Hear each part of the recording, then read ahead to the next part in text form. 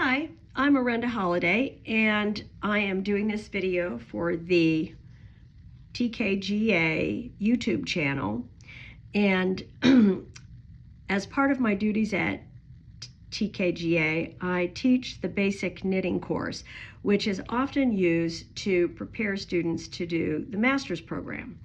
And this particular video will be geared with that in mind. Now, some of the techniques that I talk about, if you're just looking at a video for regular old techniques, you may never use these because they are alternate techniques, but they are discussed in the Master Hand Knitting program and in my basics class. This is a swatch that has decreases placed, and I have used, instead of what we typically see, which we saw in an earlier video, SSKs and knit two togethers. An SSK, as a reminder, slants the decrease towards the left, the knit two together towards the right. The techniques I used for this is the SKP, or the slip knit passover, and the KSP, which is knit slip passover. And they create the same type of appearance, but notice that these were considerably larger than the decreases on this swatch. And that is because they are created by slipping a stitch. And whenever you slip a stitch, the tendency is to stretch it out, unless you're really being careful and using just your needle tips. Now, you rarely see this technique listed in patterns in the US.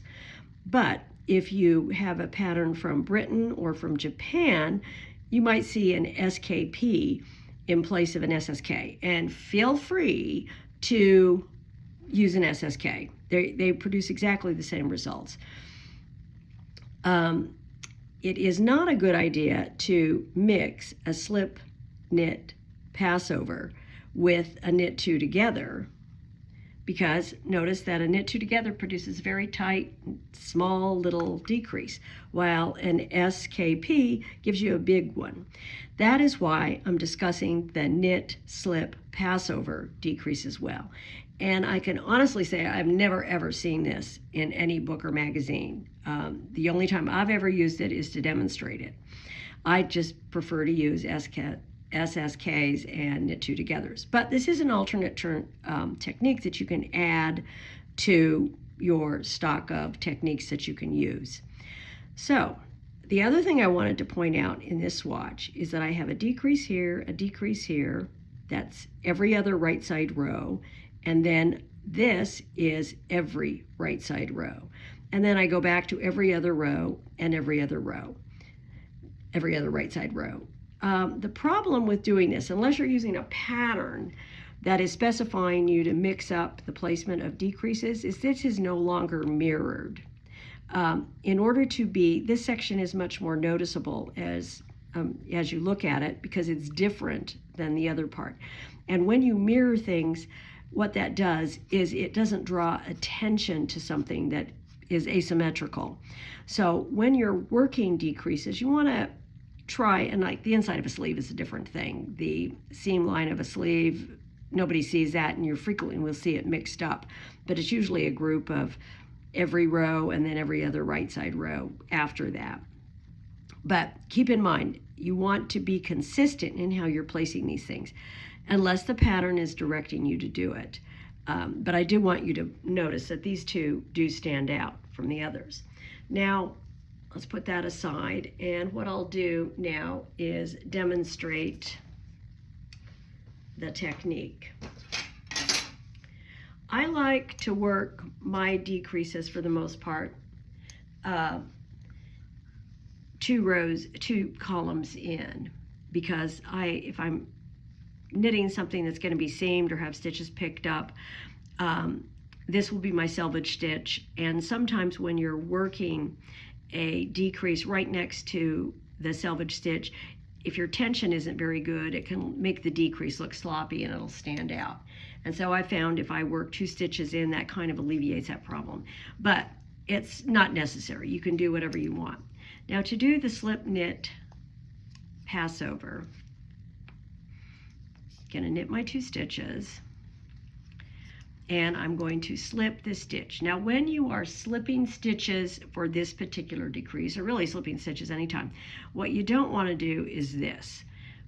Slide the barrel down there and stretch it out, because you can see that's making that stitch much larger. What I want to do, and of course it's too late now unless I do a little bit of manipulations, is to slip that stitch and keep it as close as I can to the tip of my needle.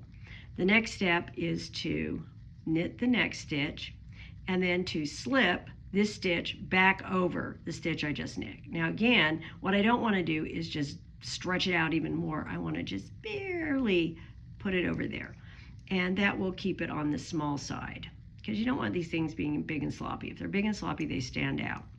Now I'm going to work over to the other side, and I'm going to use the KSP. Now again, as I said, I have never used this in practical life because it's clunky compared to the knit two together. So I want 2 stitches at the selvage, and that is the other thing that you need to do in order to have something be mirrored. If I have 2 stitches before my decrease here, I want 2 stitches before my decrease over here. Now in this one, this is the stitch that's going to be knit, because this guy is going to pass over it. So I want to knit this stitch, and I want to pass this stitch over it. And in order to do that, I have to return that stitch to my needle, and I'm going to just barely try and get it over there. And then I slip it back to my right hand needle. Now, if you're doing the master's program, you will know that having twisted stitches when you're not doing them all twisted is a big fat no-no. And there are versions of this particular decrease that are apparently out there in videos where they twist that stitch. You don't want to do that, because if this stitch is this decrease is untwisted and this one is twisted, it's going to stand out like a sore thumb.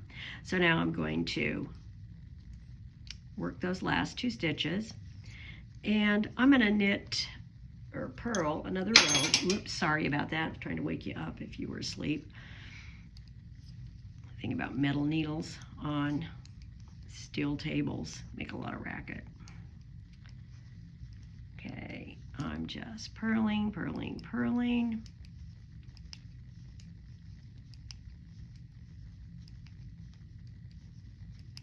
And we'll do one more. So the slip, oh, the other thing, when I am working decreases in sequence and I have 2 stitches here, I want to make sure that I maintain that pattern. I want 2 stitches, and then I'm going to just barely slip that off, knit the next stitch, and then I'm going to pass this guy over here. I'm going to work up to 4 stitches because I need 2 stitches for my decrease, and I'm going to knit that stitch. If you remember, for a KSP, I'm going to return this stitch to the right needle, and then I'm just going to barely pass this over, and you can see that this can be kind of iffy, which is another reason why it's probably never used. I want to meet the person that uses this regularly. And you can see that I have those 2 decreases. And again, you can also see that they're larger than the SSK and the knit 2 together.